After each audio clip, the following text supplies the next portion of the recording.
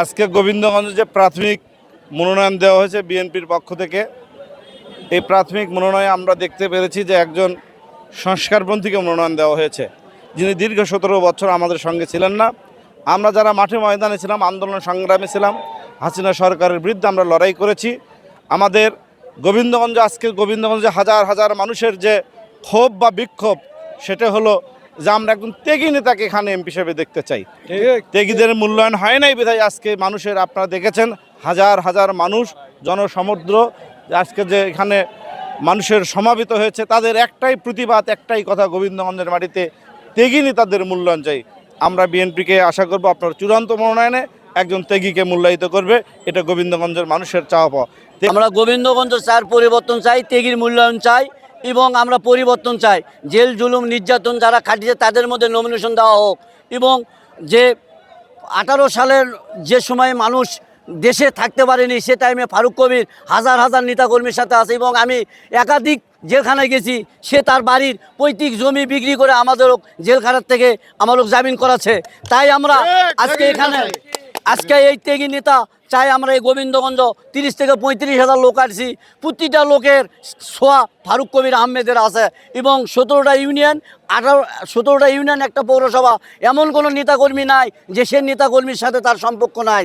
আমরা চাই ত্যাগী এবং নির্যাতনের মধ্যে নমিনেশন দেওয়া হোক। আপনারা দেখেছেন বিগত সময় থেকে শুরু করে একাধিক পরিমাণ আন্দোলন সংগ্রাম হয়েছে গোবিন্দগঞ্জ উপজেলায়। এখানে তৃণমূলের বিএনপির একটি পাওয়া, সেটাই হচ্ছে ত্যাগীদের মূল্যায়ন হোক এবং ত্যাগীদের হাতে ধানের শীষ আসুক। যাকে আমরা বিগত 17-18 বছরে যাকে আমরা পাই নাই, আমাদের সুখ দুঃখে আমরা পাই নাই, আমাদের মামলা হামলায় যাকে পাই নাই, আসলে আমরা তাকে চাই না। গোবিন্দগঞ্জের আসন যদি পুনরুদ্ধার করতে চায় তাহলে একমাত্র ত্যাগী ব্যক্তি, সেটাই বিগত সময়ের থেকে যে রাজপথে ছিল ফারুক কবির আহমেদ, আপনারা চেনেন।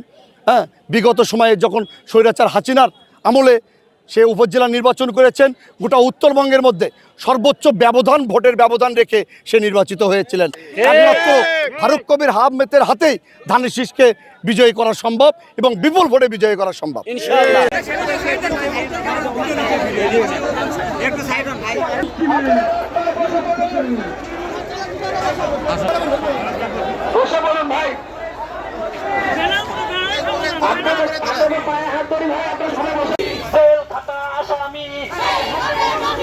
সেই হবে নামিনি, ডাক দিয়েছেন ফারুক ভাই, ডাক দিয়েছেন আমির ভাই, ডাক দিয়েছেন ফারুক ভাই।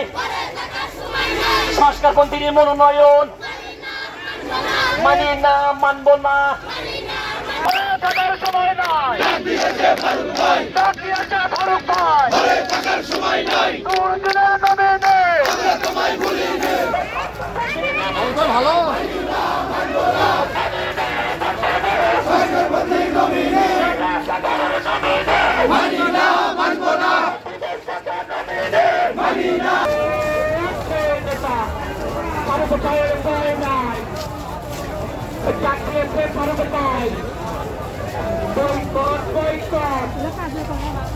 বয়কট